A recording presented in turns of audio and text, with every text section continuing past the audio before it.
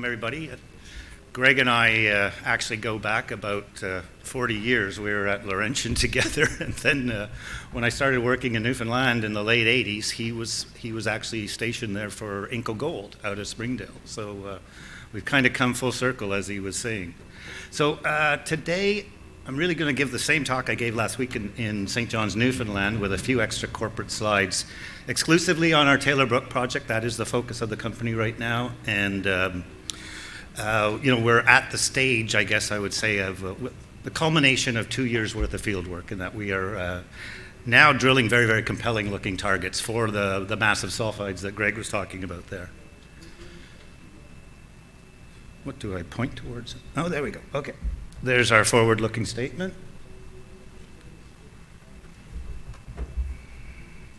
And a bit of a summary. So we have two high-grade projects in Newfoundland and Labrador. We were very deliberate about picking the high-grade model. It was, it was something that we felt was very, very important in that, high-grade is, it's immune to metal price cycles and that sort of thing. If you hit a good one, it's a slam dunk and away you go.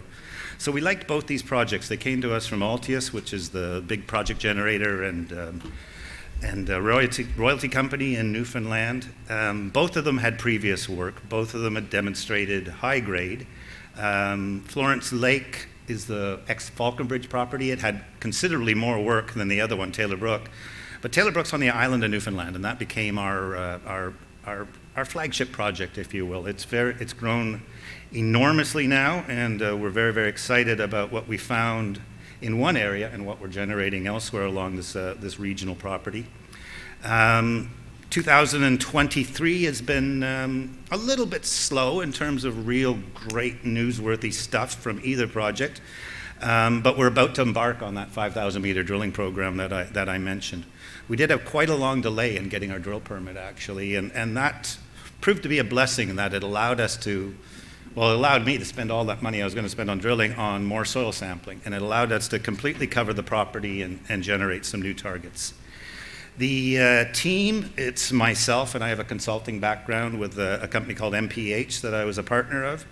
That's all closed down now, and I am running Churchill full-time. And on our team is Dawn Evans-Lambswood, and she was the geologist that was at Voisey Bay right from the beginning. Whoops, I'm sorry. She was the one talking to Friedland, actually, about those drill holes. Dr. Derek Wilton, he's joined us from Memorial University. He's the local expert on the mineral deposits in Newfoundland and Labrador. He's our QP. He's the guy I work with most often on the data and the database. And then Jeremy Brett's a veteran nickel geophysicist. He did a lot of work for Noront. Starting to forget their name now, yes, at Eagle's Nest, and a variety of other projects around the world. So this is what we look like, and this is what we'll look like, I should say, on Friday when our present financing closes. We closed the first tranche of $600,000 hard dollars about 2 weeks ago, and the other $2 million is coming in on Friday. I'm spending money again like a drunken sailor, so I'm showing a modest budget, but we are very, very active right now. We have geophysical crews going, airborne geophysical crews going, line cutting going, and the drillers started their mobilization today to the project. So Florence Lake is the one up in Labrador, and I'm really not going to talk about it too much, although it's a great property in itself. It's just that we haven't done much work on it this year. So the story hasn't changed. You're welcome to download the presentation from our website and see how enticing it is. But Taylor Brook is the one that is really at the focus of the company now. As you can see, it's on the island of Newfoundland. It's just north of the Deer Lake Airport, which has direct flights from Toronto. So very, very convenient for me getting there. Most of our team is local, though, from the island of Newfoundland. And this, of course, is a wonderful jurisdiction. It's a mining jurisdiction. It's a resource jurisdiction, really, and that oil and gas is an even bigger industry than mining is for the province, but very, very nurturing sort of place to work. They actually welcome you, and they're interested in what you're doing, and they want to help as opposed to put up roadblocks. So again, a bit of a summary, and I'll just gloss over this, but really what we've done at Taylor Brook is a lot of target generation stuff and a lot more geophysics. That's essentially generated the drill targets that we have now. At Florence Lake, we built a camp this summer such that we can explore more cheaply in the future, and a bit of other work. So these types of deposits are very, very rare, and Greg alluded to that. There's a few mining camps in the world where magmatic sulfides exist, and specifically, class one nickel type sulfides. And North America is rather blessed between Sudbury, between Raglan, Voisey's Bay, 3 wonderful world-class mining camps, and we feel like we're in a good, obviously a good place to find another one. This is a schematic of what these systems look like, and essentially you're looking at a heat source, which is number 1 there. That is the big magmatic chamber that starts to extrude towards the surface. And at Taylor Brook, similar to Voisey's Bay or Eagle's Nest or Eagle, you are down in the plumbing system. So you are looking at an eroded off piece of the Earth's crust, and you're looking at the actual conduits, and that's the name of the deposit type. If the system makes it all the way to surface, it actually forms a volcano and extrudes magmas that are part of very, very specialized lavas called komatiites. So we are looking at the sort of the 3 and 4 scenario here at Taylor Brook. Sills, dikes, and various manifestations of in between.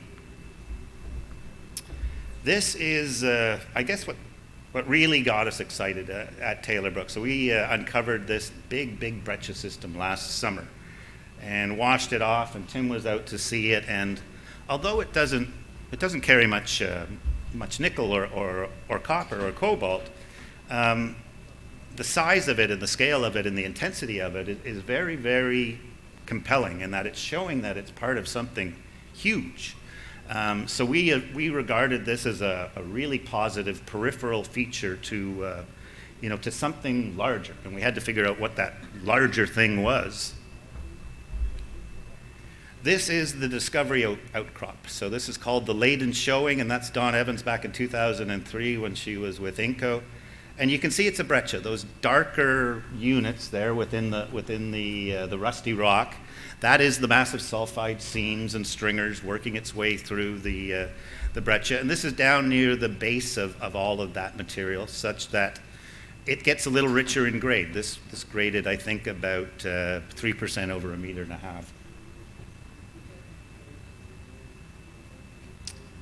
Infrastructure here is fantastic. So I mentioned we're just north of Deer Lake. Deer Lake is an international airport, and there are direct flights there from Toronto.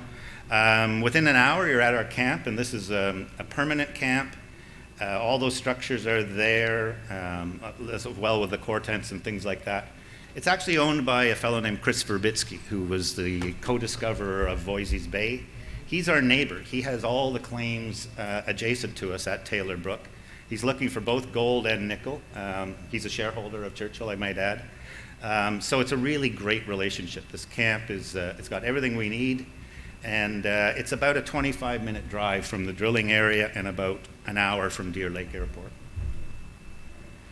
Again, just another schematic here. This is what these things look like in an idealized sense. I think we're looking for, ours is the tubular type there. And really what we're trying to do is get down into the mineralized gabbronorite, the red stuff. You can see that I've shown a picture of tamarack there, and that's quite similar to that style of deposit. So this is going to be a bit of a case study. This is 2 years worth of exploration work wrapped up into 10 minutes, but I just wanted to lead you through what we've done in order to get to where we are in this drill program that is starting in the later part of this week.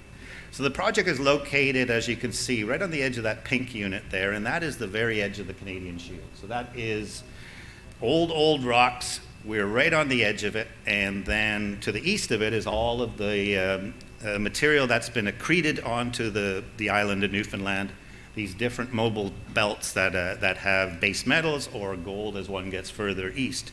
So we are right on the edge of the craton, and that's right where you want to be. And as you can see on the picture on the right, we have what's called the Taylor Brook Gabbro complex adjacent to us. And it's a huge gabbro. It's a roughly 30 kilometers long by 10 kilometers wide before it's cut off by the continental margin rift there. And the Leyden showing was out in the Grenville rocks, out in the 1.1 billion year old rocks. And previous workers hadn't thought that there was any connection at all between the two, whereas I, as soon as I saw the project from Altius, thought there has to be a connection. And previous workers thought the mineralization was Grenvillian. It was 1.1 billion years old, but we have now done a lot of age dating through Memorial University and Derrick, and we can now prove that we have exactly the same age for both the mineralization and the host rock as that south lobe of the Taylor Brook Gabbro. So this just opens up a much larger sphere of possible types of exploration or of mineral deposits that can be associated with the gabbro or can be associated with the conduit. And one thing we really looked at was the big picture here. And what's really neat is the Taylor Brook Gabbro has actually got a magnetically negative northern lobe and a magnetically positive southern lobe. And the southern lobe is extremely magnetic, and that's the pink rock you're seeing there on the left. So this is telling us that there's a very, very iron-rich rock down there, and that there's probably two different age states of intrusion for the Taylor Brook Gabbro. And that, of course, kind of lends into my theory that, well, the Leyden intrusive has to be part of that whole story. So we think we have sills, and then we have a big batholith that is the Taylor Brook Gabbro, both of which are extremely prospective. First thing we did was we expanded the property to the south in order to capture as much of the Taylor Brook Gabbro as I could, and then we flew a VTEM survey. And as you can see in the center there, around the Leyden showing an enormous amount of conductivity. This is shallow conductivity. VTEM only sees 100 to 150 meters below surface, but a huge whack of it there. And so this remained our focus. It obviously is an area of ductile deformation and a lot of conductors that had to be sussed out. Down in the south is another area that is very, very interesting, and that's the south lobe of the Taylor Brook Gabbro. Following on that VTEM survey, we flew a much more detailed aeromagnetic survey, and that's what I'm showing you there on the left. And that was to better define the Leyden intrusive. And the Leyden intrusive is that long, skinny, straight-looking mag feature with the fault beside it. We've since proven that it's fault controlled. It runs all the way up to the northwest there towards Leyden showing. And this new magnetics combined with LiDAR and all these sorts of things starts to give you a much better feel for major structures. And these major structures are really, really important. On the right here, this is a bit more of a perspective. And you're seeing all of our nickel geochem to date, actually. We've now finished the southern part of the property and done those follow-up grids that I'm showing on the left. But nickel is very, very common in the soils around Leyden. And then we get even better values to the south where I have LIT1, that's Leyden Intrusive Trend 1. That has been confirmed over several hundred meters, and we'll actually be trenching in there later this month.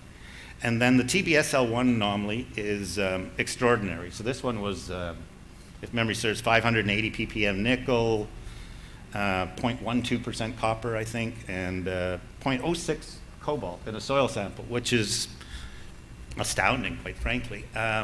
So we followed that up. We prospected in there, but we couldn't really find anything. Overburden's modest, but we still couldn't find anything. But the anomaly's now been extended over 600 meters with soil. So we've had line cutters in there. The line cutting finished yesterday, and essentially the CSAMT crew is going to be moving down there as we speak. Magnetically, just as you look deeper and deeper, you can see that Leyden is actually localized at a break along that conduit. And this seems to be really important. It's a structural feature. There's a northwest to southeast trending fault, and I think this has a lot to do with why we're seeing so much conductivity and so much mineralization in this setting. The Leyden showing itself, so this is just a drone shot of that picture that I had earlier, but what's neat about it is that the breccia gets weaker and weaker as one goes to the north, and metal values fall off. and as well that it's tightly folded. And it's hard for, unfortunately I don't have a pointer, but it's actually folded about 6 times, and the mineralization it's moved around a bit, but it's not actually moved in a great sense. So everything seems to line up, which is really, really good. And what we've done there is a lot of drilling in the Leyden area, as you can see, and there's a few holes I wish I hadn't drilled, but most of the others have been very, very useful in terms of us understanding the geology here really, really well. So everything is folded in a north-south sense and plunging to the east towards that big Taylor Brook gabbro. To the right there, I'm just showing you a little drill that we tried out in September, a little winky drill mounted on a tracked vehicle that can get down ATV trails. And we drilled 10 short holes, and I announced this, I think, last week or 2 weeks ago. Only 3 of them were targeted on mineralization. Each of them hit mineralization, and when we hit mineralization, it's high grade. So this is all very good. These are very shallow holes. They're only hitting the mineralization at about 20 meters below surface. But when we find mineralization, it's high grade, and that's the best thing. So we brought in a CSAMT crew, and you can see it was the grid on the right there. I was going right over Leyden, and I sort of pushed it off to the right a bit because I was thinking the extension of Leyden down plunge had to be off to the right. And what we got was not quite that. So these are 2 sections, Section 5 and Section 6 West on our grid that I'm showing you here. And the Leyden mineralization, everything that we've drilled is in that one oval that I've drawn on the 2 sections, and the mineralization is stuck up against the wall on the west side there. And what we have with CSAMT, which is a resistivity method, is these extremely low resistivity areas. The orange ones that Greg was talking about on his slide look very, very good, very, very compelling. They range in depth from about 200 meters below surface down to 1 kilometer or more below surface. But this all makes sense. We thought that Leyden had to be a peripheral feature of something larger, and now we're seeing just the scale of our conduit here. Sorry, there we go. So the 3 dimensions now, you're seeing level plans with those same targets, and my plan for drilling this with hole 6E is an existing hole that we can extend, and it'll get very, very close to one of these anomalies. Each hole will be a pilot hole for borehole EM and televiewer, and you have to think of them in that context. We may or may not hit mineralization with the first hole, but the borehole EM is going to see in a cylinder that will go 100 meters in radius in every direction, which will give us more definitive targets. We're very, very happy with this survey technique, though, and it's jibing really, really well with our known geology. Each of the blue areas on the right there, that jibes really well with our gabbronorite. So our magmatic rock that's carrying the mineralization, it's showing up really, really well as these low resistivity features. Again, this is just another example of how the drilling is going to take place.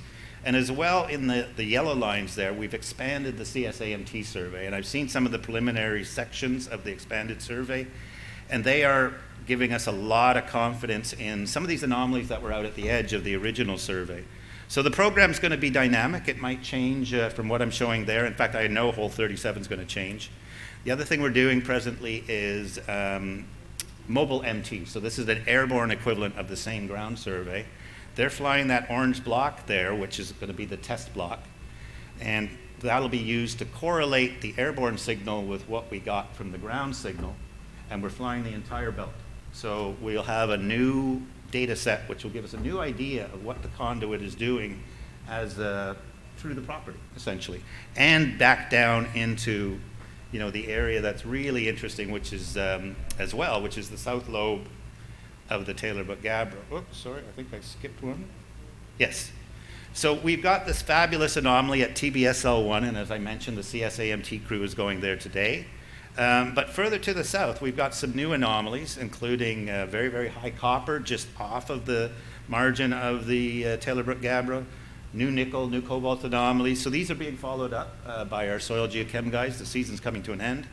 But again, we're moving anomalies. We're turning anomalies into trenching targets and trenching targets into drilling targets. And in the meantime, we've got 5,000 meters worth of drilling that we're doing this winter, and so there should be lots of news.